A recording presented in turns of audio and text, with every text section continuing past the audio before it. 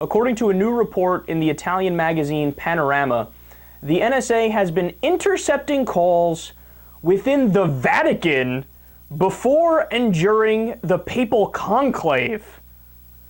Okay, this story is super weird. There are also suspicions that Cardinal Jorge Mario Bergoglio, who would later be chosen as Pope Francis, was under surveillance for a number of years before that.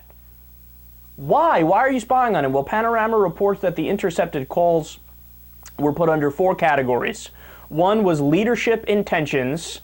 2 was threats to the financial system, because this pope actually gives a shit about the poor. So, oh, now you're a threat to the financial system. How dare you say that you don't want people to starve in the streets?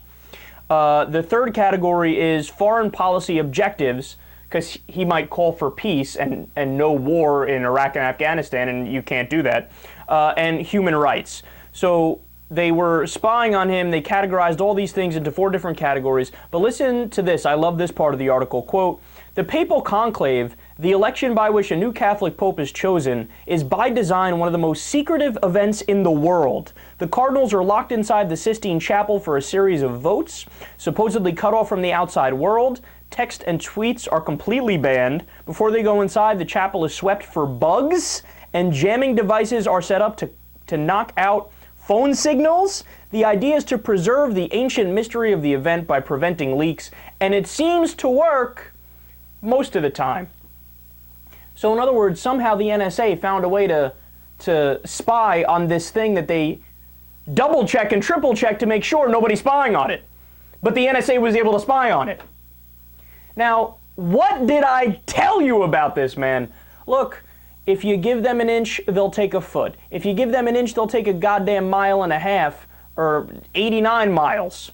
And what happened when the Patriot Act was passed and Section 215 of the Patriot Act was perverted and twisted and used to do bulk data collection on everybody, I warned you, I warned you, I warned you. And not just me, there's a whole lot of other people that were saying it as well, screaming it from the rooftops. Everybody except the people in Congress seemed to realize that there was only one person who voted against the Patriot Act.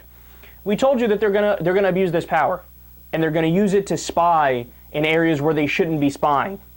And like we just went over in the last segment, there were reports back under the Bush administration that the NSA was spying on international sex phone calls between our soldiers and their significant others. There was reports recently that people at the NSA were spying on their exes and their boyfriends and girlfriends.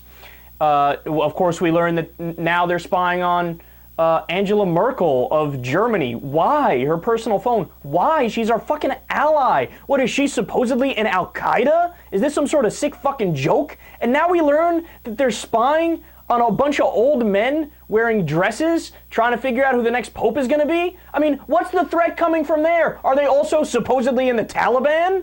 Are they in Al-Shabaab? Are they planning a mass suicide bombing somewhere? Look, I'm no fan of the Catholic Church. I'm no fan of any religion at all. In fact, I hate it with a passion. But obviously there's no reason to spy on them. The only reason why anybody would want to spy on them is because you're abusing your power and you're just a little nosy. And that's the problem, is that when you give a group of human beings who are just human beings, who have impulses like everybody else, when you give them the authority to do these things, of course they're going to use it in a perverse way, and of course they're going to get corrupted.